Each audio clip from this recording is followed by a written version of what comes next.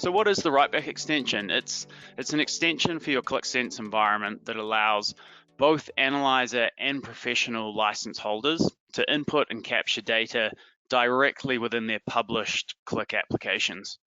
So where you would traditionally need to update or edit your source data in maybe the ERP or CRM system, or maybe you're making those updates in an Excel spreadsheet or in a collaborative environment like SharePoint or a Google Doc or Monday.com.